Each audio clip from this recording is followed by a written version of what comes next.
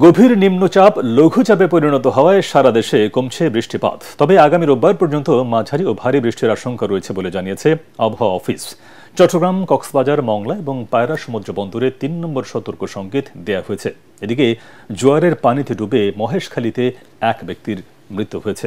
তবে আজ বৃষ্টি কম হওয়ায় ঢাকায় কমেছে দুর্ভোগ এবং জলাবদ্ধতা। বিস্তারিত আদ্দিন সজীবের রিপোর্টে। ওয়ালটন আবারও মিলিয়নিয়ার অফারে ওয়ালটন ফ্রিজ কিনে আপনিও হয়ে যেতে পারেন মিলিয়নিয়ার।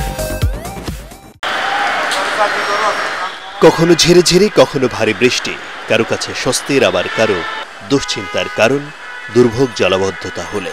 তবে ছুটির দিনের বৃষ্টি ভেজা সকালটা অনেকের কাছেই ছিল আনন্দের। বৃষ্টিটা এত ভালো লাগে যে অনেক ভালো লাগে। কি ভালো লাগে বাসায় বসে বসে দেখতে, কিন্তু বের হইতে ভালো লাগে না। বঙ্গোপসাগরে সৃষ্ট গভীর নিম্নচাপটি এখন স্থল নিম্নচাপ হওয়ায় পরিস্থিতির উন্নতি হয়েছে। সারা দেশেই কমেছে বৃষ্টি। বৃহস্পতিবারের ভারী বৃষ্টিতে যে জলজট হয়েছে তাও কেটে যাচ্ছে। ঢাকা ও আশপাশের এলাকায় এখন হালকা ও মাঝারি ধরনের বৃষ্টি হচ্ছে। কয়েকদিন যে খরা গেছে তাতে বৃষ্টি খুব ভালো লাগতেছে। ঠান্ডা লাগবে যারা মনে হয় যে ফিরে যাই এসি থাকে ওদের বেশি টাস করে ঠান্ডা লাগবে। আমরা তো আর এসি মত থাকি না। আবহাওয়া অফিস বলছে নিম্নচাপটি এখন লঘুচাপে পরিণত হয়েছে। রোববার পর্যন্ত এমন পরিস্থিতি থাকতে পারে। ভারী ও মাঝারি বৃষ্টি হতে পারে ঢাকা, বরিশাল, চট্টগ্রাম সহ 6 বিভাগে।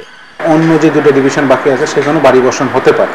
তবে বৃষ্টিপাতের পরিমাণ কমে আসতে পারে ধীরে ধীরে। কারণ কি, সিস্টেমটা যেটা আমাদের নিম্নচাপ হয়ে আছে বর্তমানে, সেটা ধীরে ধীরে দুর্বল হয়ে আরো লঘুচাপে পরিণত হতে পারে। 1 থেকে 3 ফিট বায়ুতাড়িত জলোচ্ছ্বাস যেটা হওয়ার কথা, সেটা পরিমাণ অনেকটা কমে আসবে। আর যদি সিস্টেমটা এখন চলে আসে আমাদের ল্যান্ডে, বাতাসটা অনেকটা কমে আসতে পারে। কিন্তু ওই ডিপ্রেশন বা নিম্নচাপের প্রভাবটা শুধু ল্যান্ডে থাকবে না, সাগরেও এটার অবস্থা কিছুটা বিরাজমান থাকতে পারে। এদিকে জোয়ারের পানিতে বিপর্যস্ত দক্ষিণাঞ্চলের জনজীবন। ভোলা, পটুয়াখালী সহ কয়েকটি এলাকায় বন্যা নিয়ন্ত্রণ বাঁধ ভেঙে নিম্নাঞ্চল প্লাবিত হয়েছে।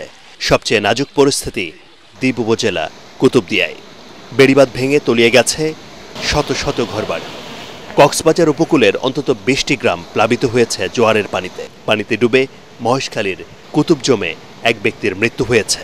ঝুঁকিপূর্ণ এলাকার বাসিন্দাদের নিরাপদ আশ্রয় নেয়ার পাশাপাশি সার্বিক সহায়তা দিতে কাজ করছে প্রশাসন। আদ্দিন সজীব, এটিএন বাংলা, ঢাকা।